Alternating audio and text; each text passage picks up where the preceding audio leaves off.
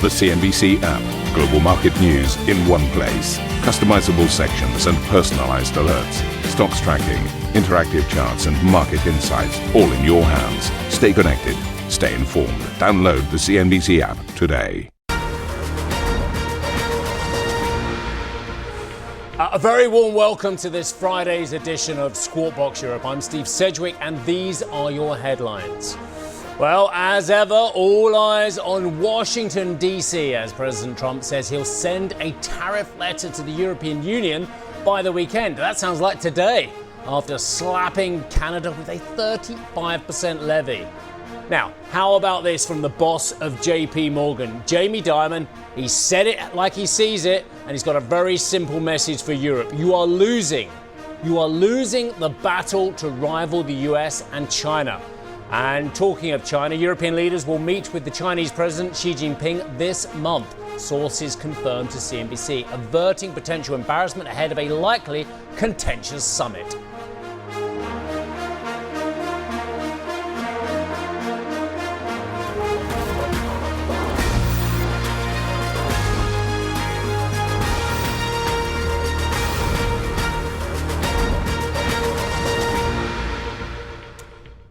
Good morning to you. In the world of tiny decimals, if there is a tiny weeny beat on expectations for the UK government, we've just had it from the May GDP figure. Now, the headline figure, in fact, I'll tell you what, it's probably slightly worse on the month-by-month figure, better on the 3-month figure. So it's a score draw, I'm afraid. The market will not see much solace from this. So the May GDP, negative 0.1%. The poll was for just by the same margin, positive, negative 0.1% month on month. Rachel Reeves would have been praying, hoping for something a little bit more optimistic there. The poll was for positive figures. So look, we are splitting hairs on tiny decimals, but it has moved in the wrong direction. GDP output up 0.7%. But the 3-month figure, again, it's tiny better than expected. It is up 0.5% versus up 0.4. So by and large, not brilliant data as well. I'm going to just do one or two more pieces for you as well, because I think you need the detail. Manufacturing output was bang in line. Oh, beg your pardon. Manufacturing output is coming down. Manufacturing output looks dreadful. Down 1% versus a poll of negative 0.1%. So there you have it. Construction, big in negative territory, down 0.6%. That was disappointing. Services in line with expectations, up 0.8%. Look, I'm delighted because something amazing is happening. This is the first time I get to work with Ritika Gupta on CNBC. Now, you've been around the office for a while. You've been on air already. It's a real privilege to work with you. I'm really looking forward to many shows ahead as well. As I pour through the data, I'm trying to find something that Rachel Reeves can hang on to. I can't find it. Yeah, it's a tough one. I mean, especially looking at the May figure for GDP. As you mentioned, slightly below expectations, but they were expecting 0.1% GDP growth in May. So it's not that it was going to be great, but some improvement from perhaps that April figure, which was a negative, Well, we had a confluence of events because we had loads of costs being piled on consumers, being passed on to companies. So the caution of April, we were hoping that had dissipated somewhat. Yeah, we were hoping because we had the US tariffs coming in. We also had the tax hikes in the UK, the stamp duty. So we were seeing, from the quarter one, which seemed quite optimistic growth. In April, we were seeing some reversal of that. So we thought maybe some improvement, but it looks like it's sluggish. And overall, that is what economists expect. It is a sluggish growth picture for the UK. They're expecting pretty much flat growth. Quarter over quarter. Let me ask you one question before I address it to a brilliant guest who's coming up next, who knows all about this kind of stuff as well. What are the ramifications of this, as you can see, either in market world or in politics world? Well, of course, Rachel Reeves, like you mentioned, will probably be clinging on to kind of any optimism on the growth front because she's put herself in such a difficult position with those fiscal rules. And of course, she's going to be looking ahead to the autumn budget. They're concerned. Economists, they think that headroom's probably evaporated or, come the autumn budget. So she's only going to have limited options, tax hikes, spending cuts. We know spending cuts are really difficult to put through. And both of those things, neither of them spur growth. All right, Ritika, I love and work with you so much. I want you to stay with me and we'll speak to our next guest because David Miles has joined us, a member of the Budget of Responsibility Committee at the Office for Budget Responsibility. David, I think at heart I'm a real optimist, but there are certain newspapers in the United Kingdom I can't read anymore because they are just so downbeat about the government. They are so downbeat about the UK. The question is, does this kind of data that we're seeing today endorse that negativity? Are we in a pickle in the UK? Well, I mean, I've just heard the data that you've read out. So it sounded to me like it was, as you said yourself, pretty much in line with what market expectations were, maybe a smidge on the downside. I mean, the situation is very challenging, and at the OBR we just put out sort of projections and assessments of fiscal risks, looking not just at what's happened this month, but actually looking 50 years down the road. And I think the picture there, and this has been true for a while, is that it's, in a fiscal sense, I mean, an extremely challenging position with, a relatively big fiscal deficit, large stock of debt to GDP, interest rates have gone up, and lots of pressures. If you look down the road, further down the road, lots of pressures, upward pressures on government spending. So this is a very, very challenging position the UK is in.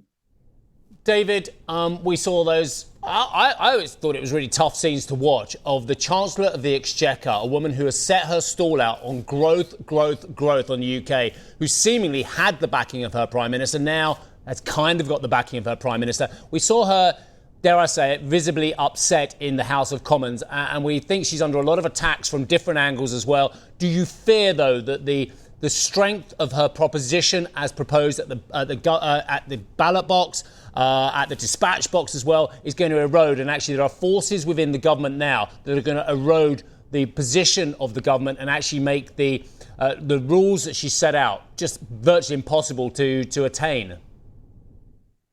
I don't think they're impossible to attain. And I think the Chancellor has been very consistent and very clear that she is determined to stay within the fiscal rules that the government has set. And I think what happened last week was, where we ended up was the Prime Minister saying that, the Chancellor is the Chancellor to stay. As I say, that's not impossible to stay within the fiscal rules. There are difficult choices. The government knows that. And we set out at the OBR not just the challenges in the near term, but the challenges looking much further ahead. And they are formidable. There's no doubt about that. And David, you put out in your report earlier this week some stark warnings about the deficit, the debt. And in the UK, the national debt is nearly 100% of GDP. But if you compare the UK to other countries in Europe, like France and Italy, the debt to GDP ratio is a lot lower. So is it really that worrisome? Well, the UK has come from a position, I mean, if you go back just before the financial crisis, where the stock of debt was about 30-odd% of GDP, and we've gone to 100. And some of those other countries you mentioned had a much higher stock of debt to GDP already. So the trajectory of the UK's debt to GDP ratio over recent years has been, in a sense, steeper and looks more challenging because of the rise in such a relatively short period of time in the big sweep of history. It's also true that although the other countries that you mentioned do have a higher debt to GDP ratio, the cost of debt for the UK is a bit higher, by a non-trivial amount, actually. I mean, the UK interest rates that the government's paying on its debt are, 1.5% more than those other countries, many countries across the G7, the richest countries in the world. The UK is about in the same place as the US.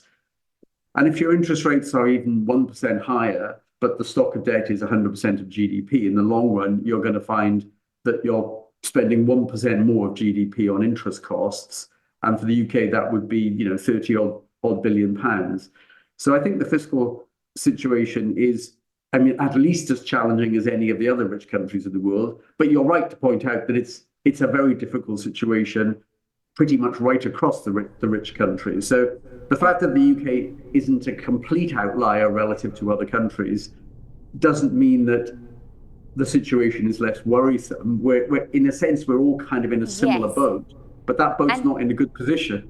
And David, just to jump in there, I want to touch in on the OBR's growth forecasts because they look very optimistic if you compare them to what the economists out there are looking for. I think it's 1.9% you're expecting 2026, 2027, 1.8%. Are you concerned about that this leaves much more room for downward risk if these forecasts are missed and what that could do for Chancellor Rachel Reeves' headroom? I mean, there's certainly risk because if growth turns out to be, 0.5% weaker or 0.5% stronger, given the size of government tax revenues and its dependency on GDP, and also many elements of spending depend on GDP as well, there's a great sensitivity into the overall fiscal position for relatively small deviations from some central forecast. That's part of the reason why it's such a challenging position, that the headroom the government has got to stay the right side of its own fiscal targets is pretty small relative to the inevitable uncertainty about what GDP will be doing, and that drives the fiscal deficit. So that there's certainly risks. I think those risks are two-sided. Although you're right to say that the OBR has been more optimistic on growth than some other forecasters, there's certainly a possibility that growth turns out to be even stronger. There's lots of things that have gone wrong for the UK over the last, almost 15 years now. The financial crisis, COVID, Brexit was probably a negative shock, and then the huge energy price increases.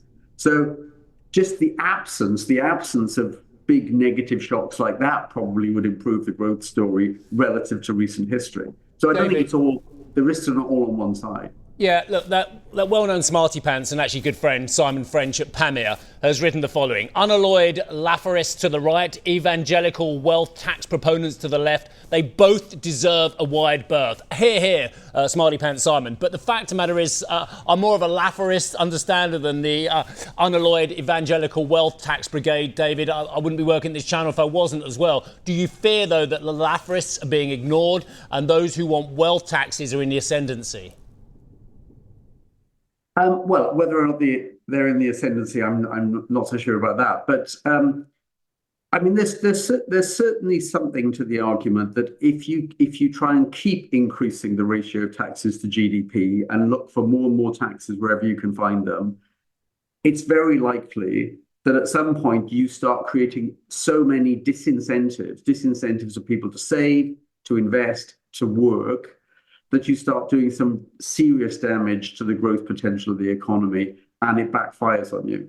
And it's also true that the ratio of tax to GDP in the UK is now getting to levels that we really haven't seen since the Second World War. So the scope to simply just raise more and more tax revenue is definitely limited. Whether one's the wrong side of a Laffer curve, I think, is much less clear. David, we have to leave it there. We'll leave you to balmy, lovely Somerset. I can't think of anywhere lovelier. In fact, I can think of somewhere lovely. I'm going to the cricket today. But anyway, have a lovely time and enjoy the West Country. David Miles, thank you, sir, for joining us today. Member of the Budget Responsibility Committee, of course, at the Office for Budget Responsibility. Thank you. Lovely to see you today. And I'll see you throughout the show, I'm sure. Lovely to work with you and many more to come. Thank you for that. Absolutely. So we are also standing by in anticipation of the release of a letter. We knew it was coming. Oh, what's going to be in this one? I think this one could be okay, couldn't it? Isn't that what we're saying? The letter from President Trump where he's going to expect it to outline what tariffs the European Union will face. This after he told NBC News overnight that he would be issuing tariffs over the next couple of hours. Does this man not sleep? He's going to issue letters in the next couple of hours to EU and Canada. I've got to be honest, this whole debate before the US election about the energy levels of Biden and the energy levels of Trump, because one was in his early 80s and the other was in his late 70s. And everyone was worried about, this being the battle of the gentlemen of a certain age. Well, I've got to be honest, those people who were worried about Trump's energy levels, they're wrong. The man's a machine in terms of whatever you think of his politics. And I know there's a wide spread of opinion. His energy levels are phenomenal. He's sending letters out and Truth Social posts right in the middle of the night. Amazing. Anyway, since his last interview, the US leader has announced that Canada will face a tariff rate of 35% from August 1st, with the president warning that the rate may rise if Ottawa retaliates. Now, the levy is separate to sectoral tariffs that the country is already facing on copper, steel, aluminium, and autos. Mr. Trump suggested the rate could come down if Canada worked with America to stop the flow of fentanyl. Just aside here quickly. Have you noticed what's going on here? This isn't just about trade. I know we've said it before, but whether it's the Brazil news we brought you yesterday about a 50% tariff because that was a concern about the political situation, or whether it's fentanyl coming south of the border from Canada, which is hard to quantify how much is coming through as well. This isn't just about trade imbalances. And I think it's a really important point. He's using tariffs as a threat for everything. Now, on the other side of the border, the Prime Minister, Mark Carney, responded saying he will continue to defend Canadian workers up until the August 1st deadline, adding that he is committed to working with the United States. So, Trump also told NBC News that he intends to issue a blanket tariff rate to most trade partners, saying the White House is working out whether it will be a duty of 15% or maybe even a 20% level. The US leader added that not everyone has to get a letter, we're just setting our tariffs. Trump also brushed off any concerns of volatility, saying he believed the duties had been well received, noting that the stock market hit a new high today. Do you know, that's another point. It's absolutely right. Are we being glib in market world? Are we just ignoring every bit of negativity? And I'm reading so much copy about this, and the answer is unambiguously yes at the moment. So why? I think we need to keep asking our guests that one. The Brazilian president, Luiz Inácio Lula da Silva, has vowed to respond to the president's 50% tariff if talks between the two sides bear no fruit. President Lula dismissed concerns of a lack of trade with the US, telling Brazilian media they would find other buyers for their products, adding, "It's not like we can't survive without the US." Well, there's a bold, brave comment there coming from the Brazilians. Okay, coming up on this show, the French President Emmanuel Macron wraps up a 3-day state visit to the United Kingdom with agreements surrounding migration and defence. Charlotte will have the details. Plus, we'll look back at what's been, I think it's fair to say, even by his own standards, an eventful week for Elon Musk, with the Tesla CEO continuing his political play. And this is really very interesting, the IEA is set to release its monthly oil market report this morning. Now, we will discuss that exclusively with the agency's head of oil markets division. That's all coming up on the show they call Squawk Box Europe.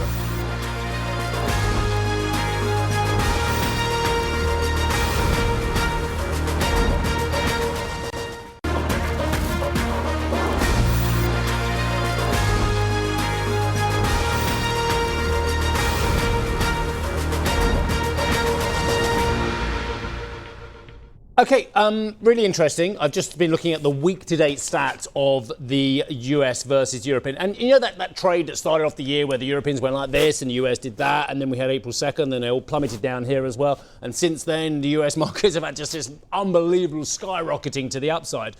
Well, it's not abating. It just took a breath yesterday. So look, we were rallying hard, but you'll notice the Nasdaq was only up 0.09 of 1%. But actually, week to date, and I'll just go through these numbers. The S&P's flat as a pancake. The Dow's down a little bit. The Nasdaq's only up a tad. Whereas Europe week to date has actually done really well. 1, 2, 3%, depending which indice you're looking at as well. So very interesting. Data is saying zip at the moment about what's going on in tariffs. I think we've got it to come. And I think we all need to know this, that people are looking at, for instance, the jobless claims yesterday or other pieces of data and say, look, tariffs aren't having an effect. I think we just have to be patient because there's no doubt about it, according to everyone I'm speaking to, unless they're all wrong, and they could be, that it will have an effect. So at the moment, market is very happy at its record levels. US futures, would you like to look at where they are currently trading as well? I would, and they are mildly easier. Okay. Jamie Dimon says a lot of things, and whatever he says is always a wake-up call, whether you believe what he says or not, whether it comes to fruition or not as well. And I've got to say, one has to have a lot of sympathy with what he's saying, given the evidence. This is what Jamie Dimon just said. He said, you're losing. You are losing. That is the warning that JPMorgan CEO Jamie Dimon has had for Europe as he laments its lack of competitiveness in comparison to the US and China. Mr. Dimon was speaking in Dublin, said Europe needs to follow the recommendations set out in the Draghi report on EU's competitiveness last year, adding that basically everything should be a single market. Hear, Jamie Dimon. I mean, look, I'm allowed to get editorial. I've been in this job long enough to be editorial. We all want Europe to be a better market as well. And he's right. What was that data he said? Here we go. I'm just going to look into the report. This is the FT's version. He said Europe has gone from 90% of US GDP to 65% over the last 10 to 15 years. Now, we can fact check those numbers, but it's data we're seeing across the board, and we saw it on competitiveness yesterday as well. That is not good, he said. I mean, that's the understatement of the year. That is appalling of Europe. The project was supposed to improve our competitiveness. We're supposed to have a single market. We're supposed to have single banking union. We're supposed to have CMU. We're supposed to listen to the Draghi report. We're supposed to listen to the Letter report. I'm a Europhile. I want it to be better. Now, European leaders will meet with the Chinese President Xi Jinping later this month. Multiple sources have confirmed to CNBC. Commission President Ursula von der Leyen and the Council President Antonio Costa will attend a bilateral meeting and banquet with Xi as part of the summit marking the 50th anniversary of diplomatic relations. Wow, what happened before that 50 years? What happened in the early 70s? No chat? I guess it wasn't really. That comes after weeks of speculation that the Chinese leader would snub the event in what would have been a big blow to Brussels, wouldn't it, amid trade tensions on multiple fronts. However, there is still reporting that the summit will be shortened to just one day, cancelling the second business-focused portion of the conference. French President Emmanuel Macron has concluded his three-day state visit to the UK, during which he held talks with the UK Prime Minister Sir Keir Starmer. The two leaders agreed a new migration deal, as well as a defence relationship, including nuclear deterrence. Charlotte's joined us, and I've warned already. I've got to be honest, I like this story. I'm not negating it. I'm more interested in the Birkin bag story. So there will be a follow-up on something completely unrelated. No. So, in fact, that is a great example of Anglo-French relations. Exactly, I was going to say that. It's a key of... Entente amicale, as you said yesterday. I do listen to you.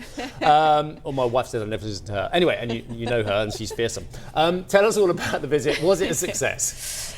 Well, look, there were all eyes on this press conference because after all the celebration that we saw over the 3 days, this was going to give us a concrete idea of whether there was some progress in the reset of the relationship between the two countries. And certainly what has been the main headlines of this was the scheme on migrants and how they were going to work together. And President Macron knew that there was going to be a hot topic, so they come to an agreement on the scheme on one in, one out, when the UK would return migrants to France in exchange of accepting an equal number already in France. I have a stronger case to potentially come to the UK, like family connection. So we have to wait and see. It could be a very complicated process, unclear. It seems to be a pilot for the moment. There are also some other EU countries that are worried about this could mean for them, like France, like Greece, Italy or Spain, so other entry countries as well. So we have to wait and see what this means. But certainly looks like President Macron wanted to give a win, at least on paper, to Keir Starmer on that front. The other aspect that was really interesting was all about defense. Of course, the two countries reaffirming the commitment to support Ukraine. And from what we heard from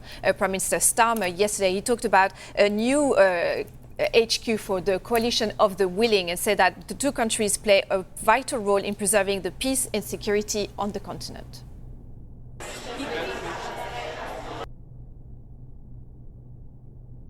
We announced plans for a new multinational force, Ukraine, headquartered in Paris, so that we're ready to support a peace deal when it comes. But while Putin turns his back on peace, we are rallying more support for Ukraine right now to defend their people and force Putin to the table. Now, as Europe's only nuclear powers and as leaders in NATO, we play a vital role in preserving the peace and security on this continent. Now, they also mentioned how they were going to cooperate further when it comes to their nuclear weapons as well. So we know that in terms of defense, that the two key military powers in Europe, the UK and France, and they have worked together for a long time, but they're kind of taking up a notch. They're talking about how they will coordinate the use of their nuclear weapons and reinforce cooperation on that front. They will create an oversight committee to coordinate on that front as well. And so, of course, that comes at a time where there is some concern of the US kind of stepping away from Europe's security. And so the two countries working together together comes at this moment also where other European countries have called to potentially benefit from the the nuclear umbrella from France and the UK. So this cooperation between the two countries coming at this key moment, and also because while France's nuclear deterrent is completely independent, the UK's one depends on the US as well. So seeing these two countries working together, for some analysts say, it's sort of a decoupling from the US, from the UK to a certain extent. So interesting to see this cooperation between the two countries going forward, especially on the nuclear front. I'm just reading a great email from one of our correspondents, Nina. I'll get back to that in a moment.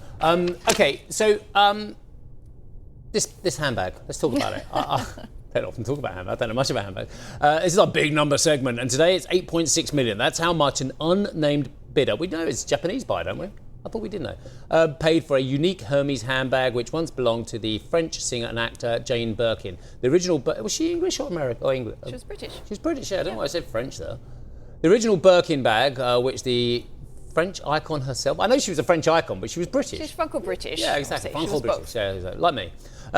Herself, reportedly carried for 9 years. Apparently had all sticker marks on it and stuff. Was sold at Sotheby's auction in Paris. 10-minute battle between 9 collectors. It marks the most expensive fashion accessory ever sold at an auction in Europe. Yeah, great. I mean, I don't have a problem with that. It's great. It's a unique piece. It's an iconic piece. Yeah, I'm quite dismissive of this stuff, but you've seen the bag, haven't you? Yes, I saw it. I saw it when it was shown in Hong Kong before the sale as well. And look, it's an iconic piece of fashion history. It was the very first one that was designed just for her by Monsieur Dumas. Really, she was on the plane, all her stuff were dropping out, and she was sitting on the plane next to Monsieur Dumas of Hermes, and she said, I need a bigger bag than the Kelly one. Yes. And he said, fine, I'll make you one. And that was this very first piece was this one made just for her. Is that actually the bag? Yeah. Wow. You see the sticker marks there. It's amazing. But I get that more than people spending thousands of pounds for a bag that can be. How many to make? Is there a limited run, or there isn't a limited run in these things? Is there? Birkin bags. Well, there's this scheme where apparently you can't just walk into a shop and buy a Birkin. You have to be one of the special customers. And how much do they cost nowadays? $3,000, $4,000, $5,000? $10,000. $8,000. Okay, fair enough. But again, it's not the bag that you're going to walk around and carry. It's like buying a painting. It is an investment. It is a piece of collection. It's not. There are terribly, and there was a horrible incident again recently, thefts of watches which have led to violence on the streets. We saw it in London, in the West End this week as well. Do people have the bags nicked as well? I'm not being funny. Can you carry a Birkin bag without worrying about it? I mean, yeah, I think it would be quite risky to walk around with such an expensive piece, yeah. Lovely. Well, thanks for both conversations. I do want to get to Nina's email, but I'll do that. It's about Jamie Dimon. It's a really interesting point. I'll get to that later. Nina, thank you. And anyway, if any of you guys want to send me an email, my email address is obvious. It's steve.sedgwick@cnbc.com. Now, if they're really nasty, you'll be blocked. But if it's an interesting email, and even if you disagree with me, you'll definitely get read out, okay? Good. Okay, steve.sedgwick@cnbc.com. Meanwhile, European futures to break look like this. Mildly easier across the board. London, though, called flat despite the fact that we had some really soggy GDP data.